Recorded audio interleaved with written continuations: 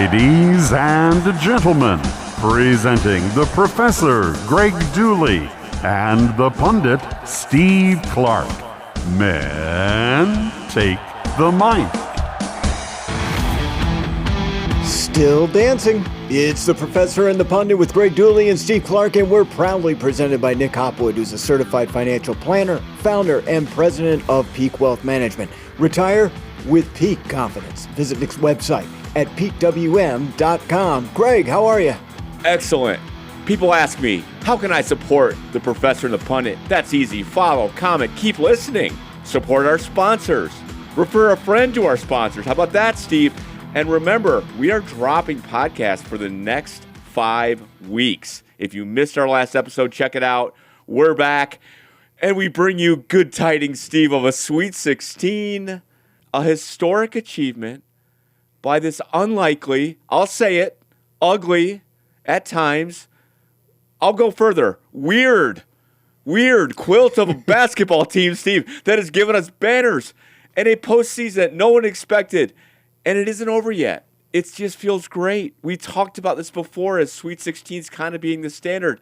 But, Steve, I certainly didn't expect to be talking about one this early on. Did you? No, I think Texas A&M was definitely like a 3-point favorite in this one. You look at the results of the way they played against UCSD, and you saw a lot of the same familiar traits, but they did manage to move on. And the funny thing is, I think we're going to look back at the course of the season and all the angst that everybody felt about all these games where Michigan gave up a lead or it came down to the final couple of minutes. I mean, what other team has won so many games in the final 2 minutes where it could be anybody's ball game? And it's Michigan, and they were losing all of them in November, December. But since the beginning of conference play, they've won all of them. And in fact, getting to the point, and it should have been a lot earlier, where you just say, this is exactly where we want them. Yeah, no doubt. And I would have taken, if you would have told me they're even in the tournament, but here we are, we're still playing. We got to talk a little bit about UCSD a little bit more. Boy, those crafty guards. And I say this, we were warned. The betting line warned us. The pundits out there who weren't named Steve Clark, pundits, warned us about this team. They were crafty, right? And then we get this lead at halftime, and I'm listening to the halftime show. Seth Davis goes on there and goes, he basically conceded Michigan's going to win this game. And I'm like, Seth, you're the college basketball guy. Haven't you watched Michigan? Like, I don't expect any solid analysis from Barkley or any of these other guys who cover the NBA. Seth Davis is like, yeah, Michigan's got this game. I'm like, no. And sure enough, UCSD wiped the lead out in a matter of minutes. It goes down to the wire. Trey Donaldson, the hero in the Big Ten tournament, comes up big again with a huge three. Then finally, Vlad Golden rips these clutch rebounds. We secure the ball. And then we're on at Texas A&M. We talked a little bit about them last time because projecting maybe we get to this game, Steve. What did you see? Oh, by the way, a completely different style, right? We had our Dusty put a game plan against those crafty guards where he put the 7-footers out in the perimeter. It was wild to watch. But then now we got this physical, tough Texas A&M team. We played a completely different game, and the results are the same. What did you see? Wolverines outscored Texas A&M by 21 points over the final 13 minutes for that 91-79 win. And to me, this is truly a team win because there were so many storylines emerge. You know that Danny and Vlad both were the stars, and they had to be. But what about Roddy Gale with his 26 points and L.J. Kaysen with 11 off the bench? Let's talk about the free throws in the second half. I mean, they're not exactly a great free throw shooting team, but they were 23 of 27 in the second half. Rebounding has been an issue for the Wolverines, and the Aggies normally are +9 on the rebounding edge in each and every single game. Michigan was a +9 on the Aggies. They didn't see that coming.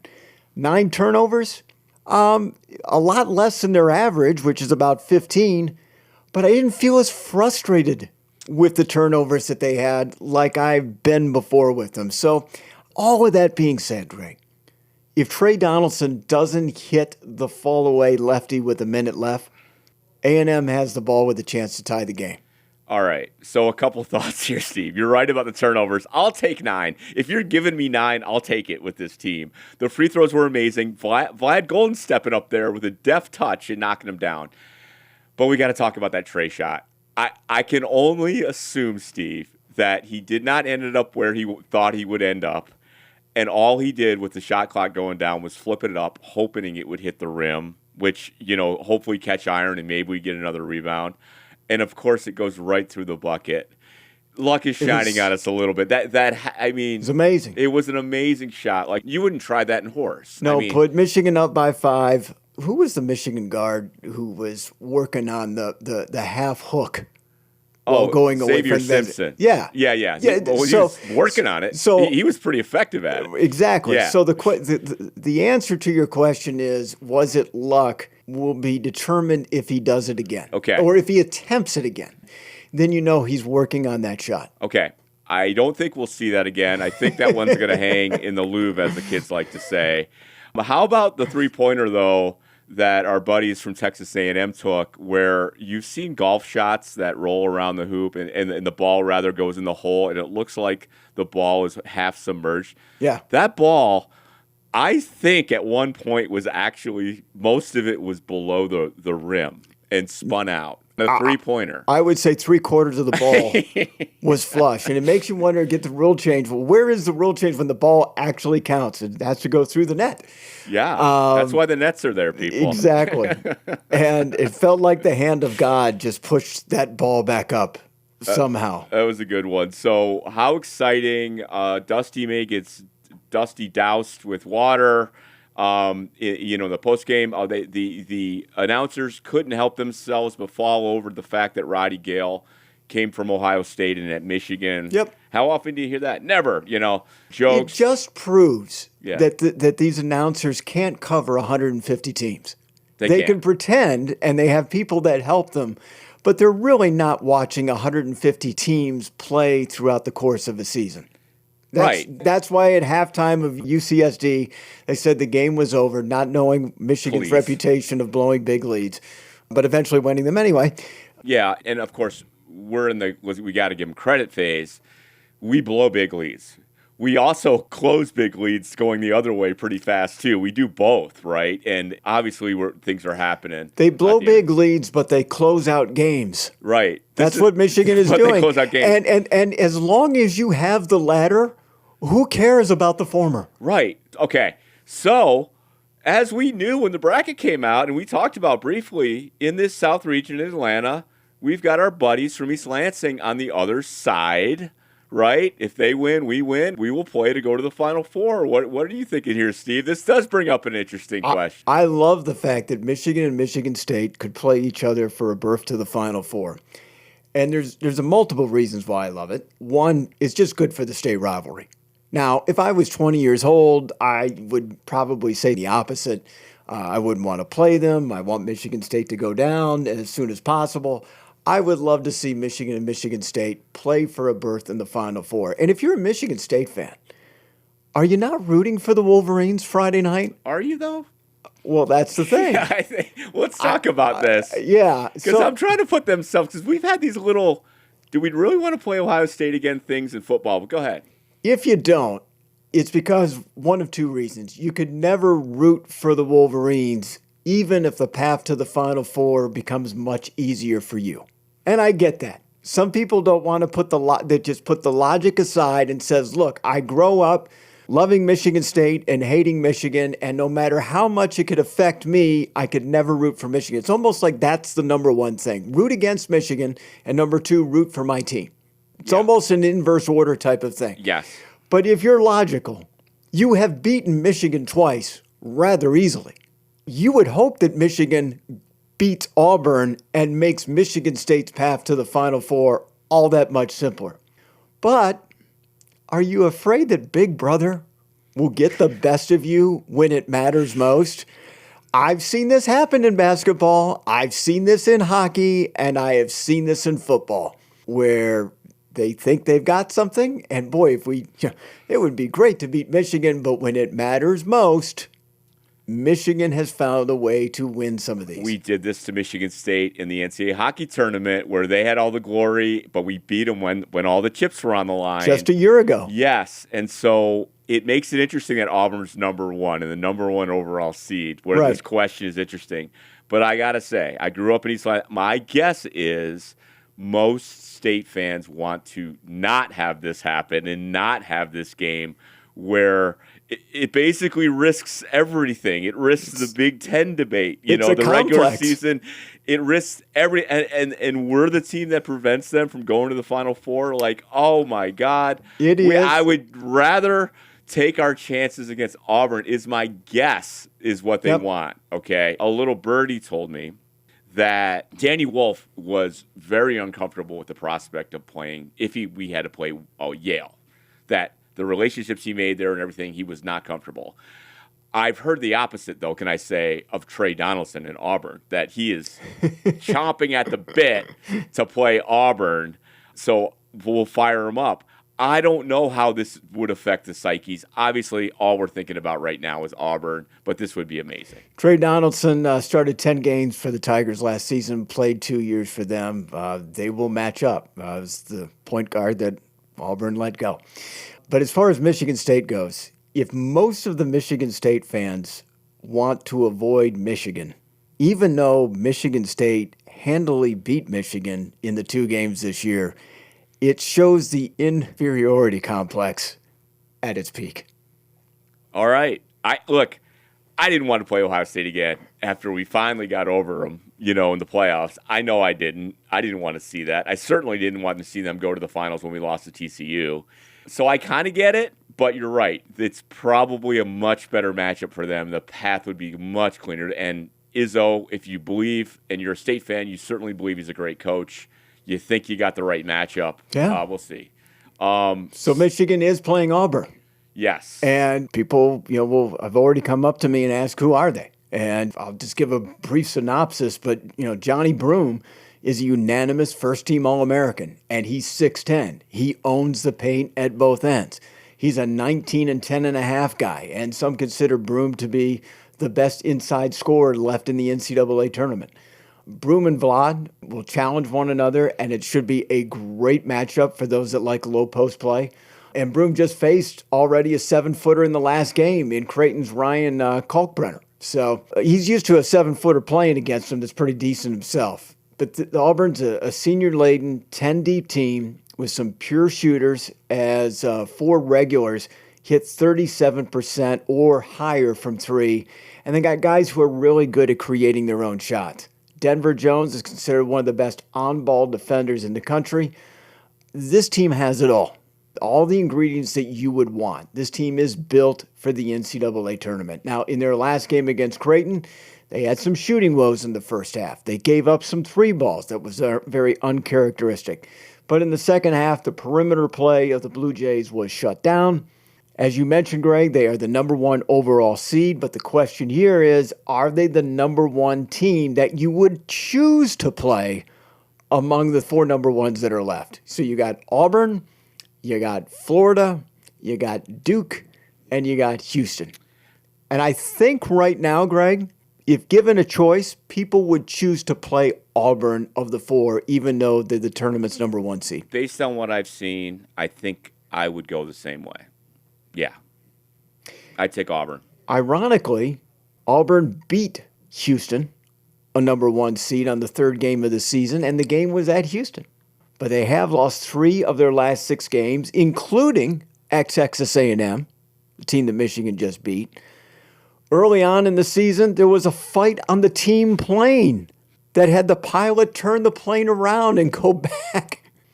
And then you have Bruce Pearl, who has been to 1 Final Four in 2019 with Auburn, but his reputation is that his teams, they don't make it as far as they're expected to go. And if he's ousted before the Final Four this year, he might be considered the James Franklin of basketball. All right, now we've got something to root for. So that'll be fun to watch, Steve.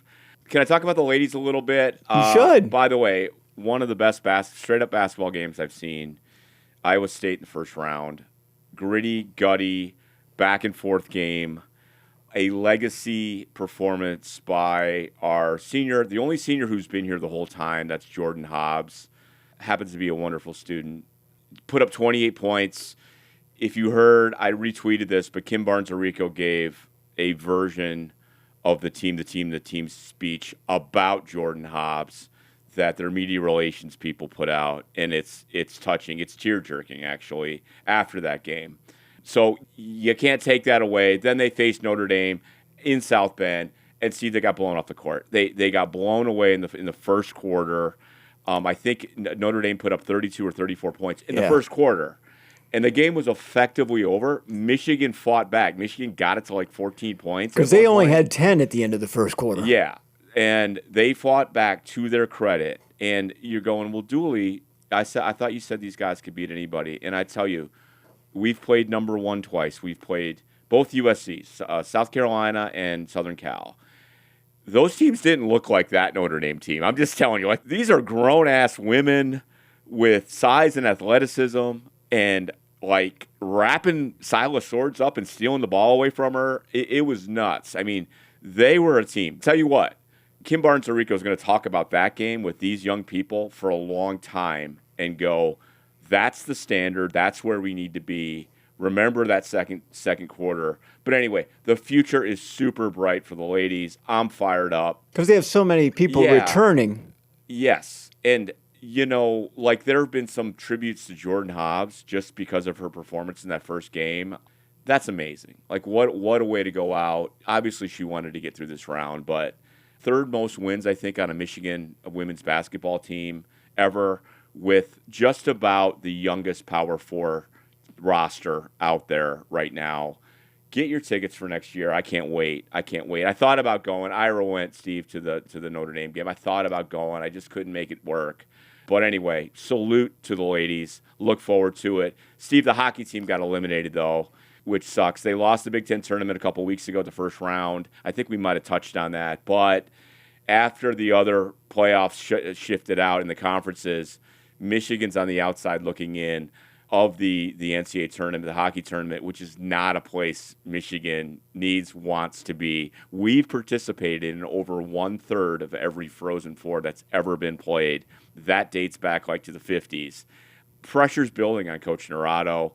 That's bad. That's missing out the NCAA tournament for basketball for a couple years is kind of the equivalent of missing out with the talent we have. I think he deserves plenty of time. The word is we've got another set of recruits coming in.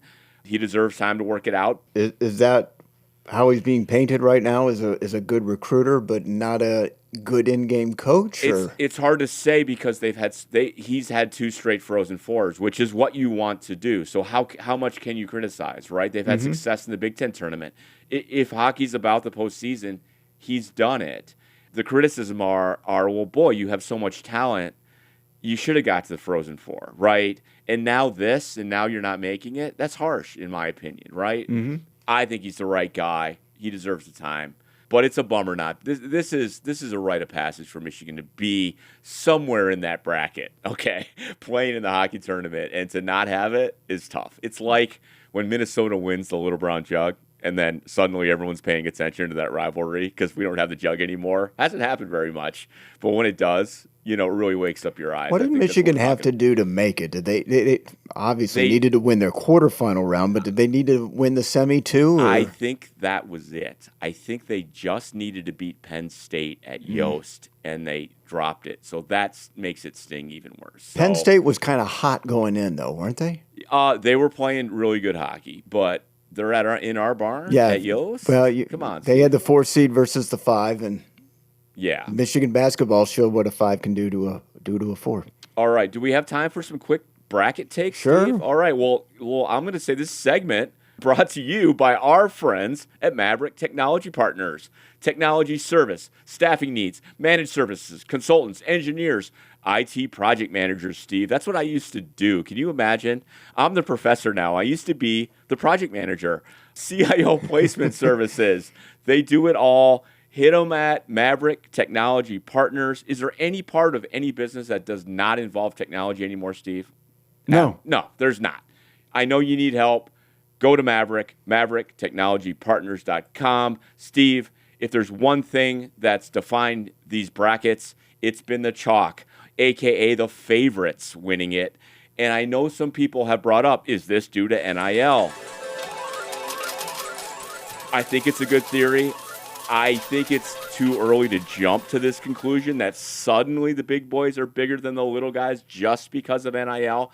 It's absolutely a factor. But if you look at the last, say, 10, 15 years, we've had a lot of wild, crazy years mixed in. But every once in a while, we get one of these years. If we get a year where the favorites dominate the first couple rounds, I want to see more data before I jump to conclusion that NIL, and by the way, has killed Cinderella. I want to see some more data. That's my take on it. Very interesting, because in the college football playoff, the top 4 seeds were eliminated in their first game.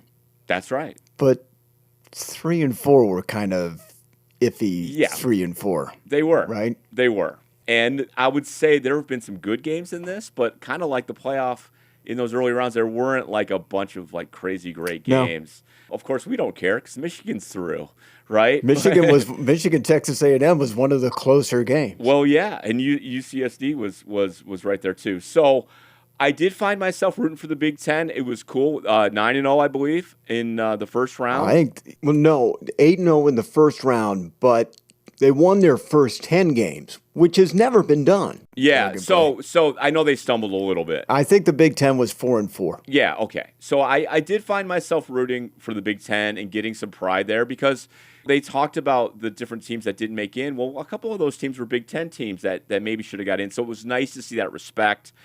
And again, put a little wind in the sails of that tournament title that we got out of. Okay, we won the tournament and our teams are winning. It felt good to me. It felt good. So it was a source of pride. But of course, it all stops and ends with Michigan. That's where I want to go, right? I'm finding myself rooting for every Big Ten team this weekend except one. Yes. Except one. I was rooting against Michigan State. Yeah. But the rest of them, I was rooting for. And you talk about very few close games. There was one very close game on Sunday. It came down to the final possession. And if it comes down to the final possession, we got to talk about the anti-Michigan, the Maryland Terrapins, who lose games on the final possession until Sunday evening. The Crab Five, they call them. That's right. Yes, and Jalen was calling the games, the Maryland games. With Robbie Hummel, yes. Yeah. So finally, they get a win. Who's their big freshman? Queen? Derek Queen. Takes, what, 3 steps? 2 steps? It was a Euro step plus a Canadian step and maybe a Windsor Tunnel slide. If you add inflation. Yeah, if you add inflation and incredible shot. Compound interest. Yeah, incredible. Not as crazy as Trey's shot, by the way. Not as crazy because he had a look. No. And he's a big guy. He got over the guy and flipped it off the glass. Look, this freshman decided that he wanted to take matters into his own hands. He said an expletive in the huddle with saying, I want the effing ball. And this is all great when it works out. Yeah, when it works. But immediately I saw in the very first replay. He sold the movie rights right after, that. I saw it just took for me the first replay to go, I think he traveled. And then I started Google searching because I was recording the game. And so I saw it a half hour after it already happened. I started Twitter results. And it's like, oh, yeah, people are talking about it. Yeah. But you know who wasn't talking about it? The announcers were not talking about it. The studio hosts were not talking about it. And people are wondering, why are these people so dumb? They're not being dumb. They're being smart. This is a season that hasn't had too many fantastic finishes. There you go. And then they have one, and they know instinctively not to go somewhere controversial to mar a team winning the game. Yes, by the letter of the law, it's a travel. Are those plays called all the time? No. They're especially not called on the final possession. You don't call it. You don't call it. Well, Steve, I would say that what you don't want to do in life is wait to the last minute to start investing. Do you think that's the thing? And No. You don't want to metaphorically travel when you are trying to make your investment plans and your long-range plans. So who is the right studio host, metaphorically, to break down the game and get you where you need, Steve, from an investment standpoint, to get your retirement planning on track, to do all the things you need to do? Who am I talking about? You're talking about Nick Hopwood at Peak Wealth Management, Greg. Peak Wealth Management, peakwm.com. call Nick, tell him we sent you. All right, That's man. one of the bigger favors you can do. There's two things you can do as a listener. You can tell other people about the podcast. Yes. And number two, you can put in a flyer to call Nick and just learn something. And if you learn something that you think you can help you, well, doing that years down the road is like compound interest, man. It just continues to do better. I've been taking a lot of trips going to sporting events, and it's people like Nick who has allowed me to become a smarter investor and allow me to do something like that. I love it, man. peakwm.com. All right, you want to talk a little football, Steve? Spring practice is underway. We're starting to get those little snippets. Yes. MGoBlue.com is putting little video clips out. And even we see number 19, Bryce Underwood, throw a couple balls like 12 feet. Everyone goes crazy. Without pads. And it looks Without like, pressure. Right, it looks like, and I heard they did pad up, and there were a few boo-boos, Steve, from some of my sources. Boo-boos, that sounds like something Brady Hoke would say. I got a boo-boo. But now we have the coaches coming out and doing their best to talk about as many players as they can. But we had the big guy today. Yep. The archer himself, the guy who slayed Ryan Day with the bow and arrow, Steve. Sharon Moore was out there. What did Sharon say today? Anything exciting? Yeah, safety Rod Moore, who I think he's the talk of the press conference. Not there was a whole lot going on, but Rod Moore made the game-winning interception off Ohio State's Kyle McCord in 2023, missed all of the 2024 season with an injury, still isn't practicing with the team, still expected to be a go for the season, but may not practice at all during the spring. As you mentioned, last weekend was the first day in pads. They've had 3 practices up to this recording date. Someone brought up TJ Guy, and Sharon said he's taken the next step, highlighting his leadership abilities. But overall, in a 20-minute conversation, Greg, Sharon is very good at keeping things under perspective, knowing that it's early. And if you emphasize a player, if you emphasize a coach or a situation, well, it's kind of like a pound of chum with a school of piranha. I mean, it gets over-exaggerated and over-talked about. And the next thing you know, said person is on Mount Olympus. Yeah, and remember, I mean, they still have more guys on the roster than they can keep next year, assuming the House settlement goes through, which we'll talk about in a minute. But I wouldn't be surprised if some of the stuff that we don't see is a little more intense this year for about 40 of those guys in that room where the hitting's a little harder. Got to make a statement, they're right? trying to impress the coaches. Yeah. It's an interesting transition, and that gets to kind of the next thing we want to talk about, right, is this House settlement, because the approval for that is supposed to happen. It goes before the judge for the final time.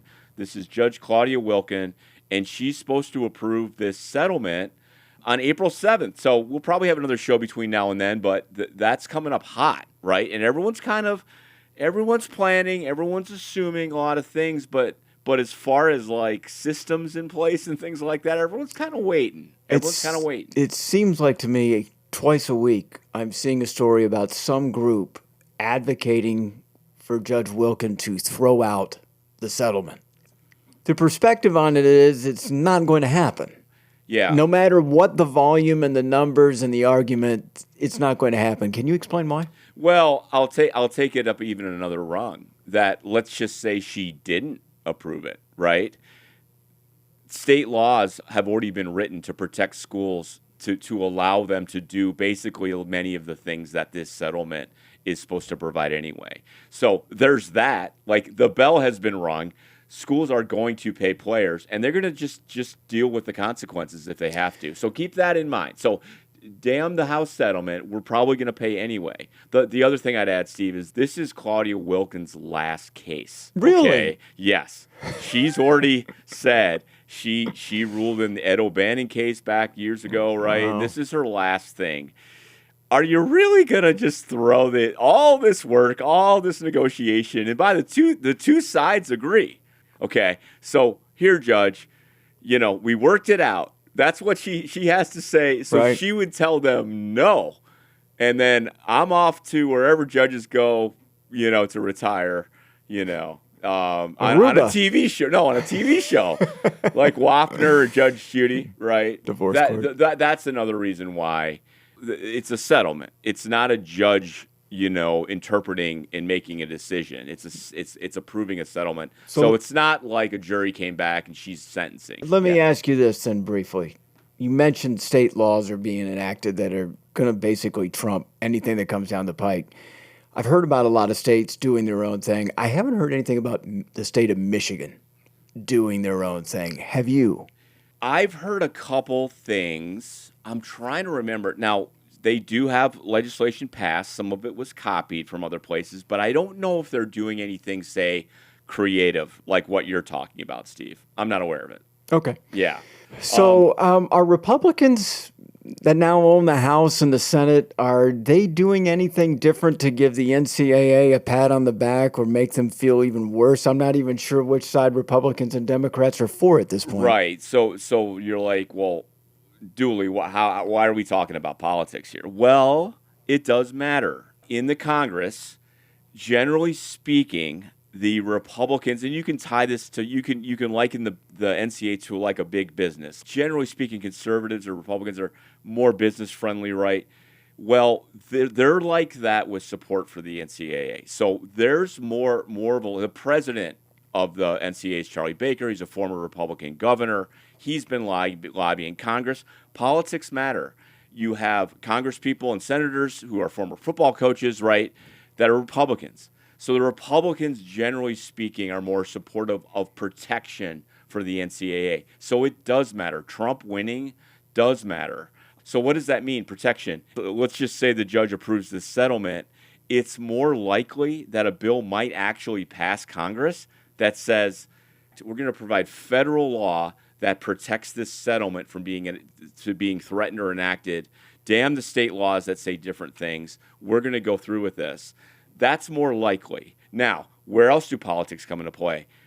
Under the Biden administration, the Department of Education said the revenue sharing that would come out of this new settlement, which is the athletic department's directly sharing revenue with athletes, the Department of Ed said that has to hold up against Title IX. In other words, Title IX, you have to share it fairly, equitably. You have to share that equitably. The Trump administration, once they took over, it was only weeks, and their version of the Department of Ed made a statement and said, no. Well, Title IX does not apply to revenue sharing. What Department of Education? That's the third thing. That's the third thing. Now the Trump administration is talking about completely ditching the Department of Education, which currently is where you go if you have a Title IX complaint. All right, you go to the OCR, the Office of Civil Rights, right? We've talked about this a little bit. They're completely talking about ditching it. So where does Title IX go? It's still a law, so some other agency would take it over, but the whole thing, for at least for a while, would be pretty much into shambles. So you asked about politics. Yes, they matter here. They matter here.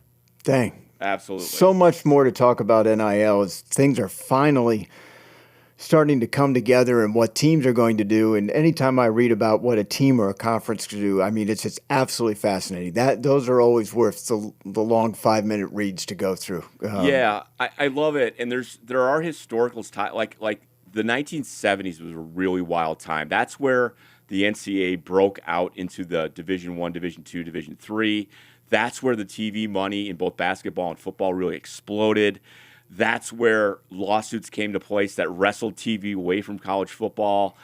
There's all this stuff going on, and that's where, like, Don Canham, Michigan's kind of iconic athletic director, he practically predicted the future in the 70s of a playoff and the TV money and the super conferences. He talked about all this stuff, but they just got handed Title IX. So all these athletic departments were under this enormous financial pressure, right, because of Title IX. Well, it's almost kind of like it's playing out again with the revenue sharing, where schools are going to have to find roughly $20 million more than they have today to provide to the athletes. So it's fascinating, man. It's fascinating to me. So we'll see where it all heads out.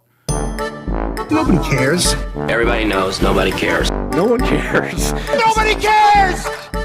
I care. Now, where were you this past weekend, Mr. Fancy? Where was the pundit? And by the way, did you see any Professor the Pundit fans? I know they were out there. Yes. There has to be some of them out there on the streets, but I went to New York City for the first time in over 40 years. The Big Apple. With my wife and my son, who was on spring break. I was into it. Every bit of it. Stayed in a hotel a block away from Times Square and Broadway, and not to get too long into my vacation, but there's a few things that I just want to bring up. This is a scrapbook vacation with Steve, a digital scrapbook. Went to the 9/11 memorial, and wow. Pretty amazing. It is, and it's very well done. If you're going to New York and you have a limited amount of time, and if you care, it really is something that you need to do. Emotionally exhausted, physically exhausted, completely impressed with how they put it together. So it's 5 levels below the ground. You can still see the moorings, the steel moorings that were shaved off. They had a room, and they had a room of every single victim, like an 8x10 color photo of everybody who was a victim, and including the 1993 victims. And it's very personal. But one thing that I noticed that I didn't see on a whole lot of people were not many people wearing a hat. There was one guy, one victim, James M. Gartenberg, who was wearing his bow hat. Wow. Wow. Then I looked around and just scanned. It's like, nobody's wearing a hat. Unless you were a firefighter or a police officer, nobody was wearing a hat. Nobody was wearing clothing that had their school on it. Yeah, and that's what his family wanted, right? Yeah. Yeah. And it shouldn't be the be-all, end-all of victims or anything like that. Don't get me wrong. It just stood out to me. That's amazing. So there was that. My son Hayden, who goes to Purdue, recognized the team that Purdue played in the first round. A player in TSA was slightly in front of us, and he was a high point player. And how did we know? Because he had a high point jacket, had a high point bag.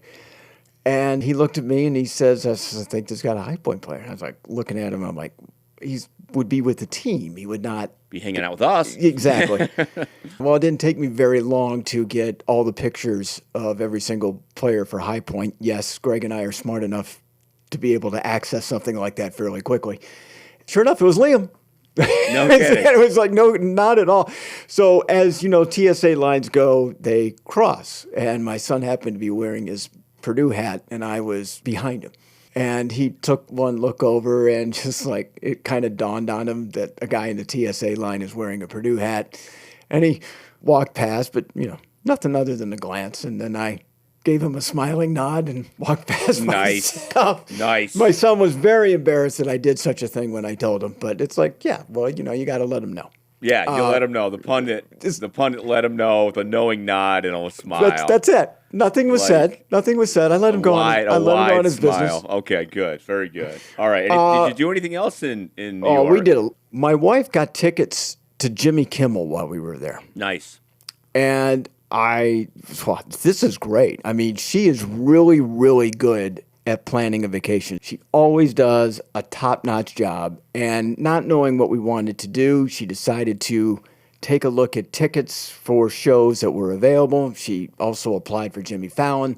Didn't get the Jimmy Fallon tickets, but she got the Jimmy Kimmel tickets. And I mentioned to her, I said, well, I mean, that's great. And it's amazing, considering he must be doing some sort of special week of performances out in New York. Right. And my wife said, what do you mean? That's what I was thinking. What do you mean, special performance? And I said, well, Kimmel does a show in Los Angeles. Yeah, he's in L.A. She goes, what? He does his show in L.A. What day did we get tickets for? She goes, what you talking about, Willis? Yeah, Thursday night. What you talking about, Willis? Thursday night. And I'm like, well, I think we're going to miss it. Oh, boy. But I got to tell you, my wife does an absolutely amazing job with her vacations. She did it again. So these are things I only care about. They may amuse our listeners. They may not. I love it, man. In the meantime, while we're listening to this podcast, we are doing more research on Michigan playing Auburn in the Sweet 16 and hopefully a Michigan State matchup to see who gets into the Final Four. I love the anxiety that we talked about earlier that Michigan State must be feeling about having to play Michigan. Michigan's got the sterner test playing one of the top teams in the country that seems to be absolutely loaded. We'll talk about the aftermath of that game and maybe both games on our next edition of The Professor and the Pundit with Greg Dooley and Steve Clark. Thank you. And my advice, Steve, to our fans, I know it's hard for us. Let's try to actually enjoy this because no one expected it. So damn the turnovers for a minute. Just chill out. It's going to be weird. This is a weird team. Let's enjoy it. Have fun. Go Blue, Steve. Go Blue, Greg.